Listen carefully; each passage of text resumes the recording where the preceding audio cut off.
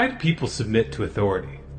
How is it that one man in a uniform can order another man to kill a person that they've never met and who's never done them any harm, and have that order followed over and over and over again?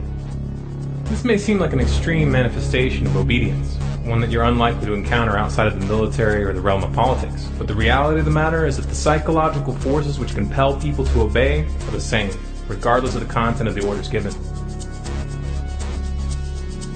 Stanley Milgram, a psychologist from Yale University, wanted to understand these forces.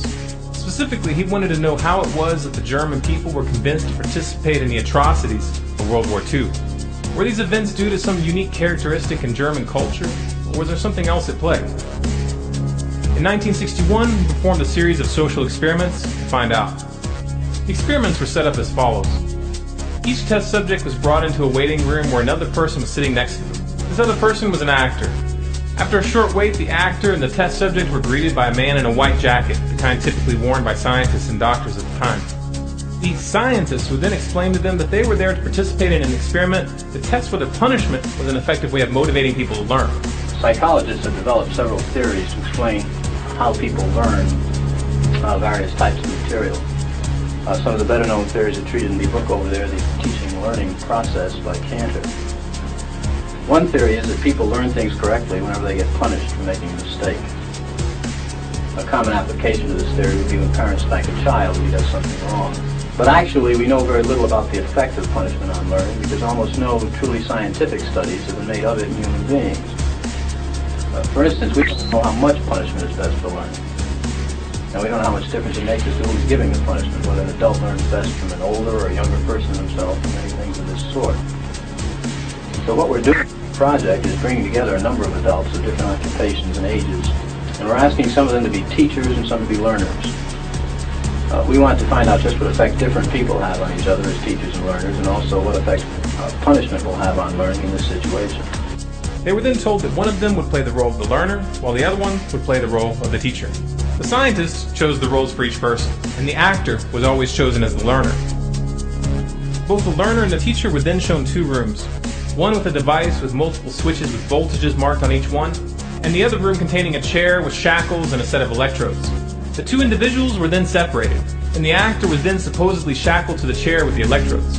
However, unbeknownst to the real test subject, the electricity was not connected at all. The experiment was then started, and the test subject was ordered to ask a series of questions to the person in the other room through an intercom. Once the answer came back, if it was correct, they were to move on to the next question. If the answer was incorrect, they would flip a switch, administering the shock. Each time an incorrect answer was received, they were to move up to the next switch in the series, thereby delivering a higher and higher voltage. As incredible as it may seem, for 50 to 65% of all those tested, just this assertion by the man wearing the white jacket was enough to make them continue administering the shock all the way up to the maximum 450 volts, even after the person in the other room abruptly stopped screaming, which would imply that they were dead or unconscious. These experiments have been repeated over and over again using test subjects from all walks of life with virtually identical results. What this means is that more than half of the population would put a random person to death if they were ordered to by a complete stranger that seemed to be in charge. How on earth is this possible? What pushes people to ignore their own conscience and obey an obviously immoral order? The authority of the so-called scientist was based entirely on appearances. He was wearing a white jacket which signified his position. He gave firm and direct orders with no trace of hesitation or doubt, and he presented himself as part of a larger institution, operating in an official capacity. This was his aura of authority. Governments and militaries use the same tools. Uniforms with special medals and insignias to give the appearance of rank and authority, dominant and self-assured speech when addressing subordinates, and an institutionalized chain of command which infers a sense of legitimacy to the position. Take all of this away and all you have is ordinary people telling other people what to do. That's all that's real. These trappings of authority are illusions designed to trick people into handing over their power. Unfortunately, the majority of the population is all too willing to fall for these illusions because it allows them to avoid responsibility for their actions. After all, no one can blame you. You were just following orders.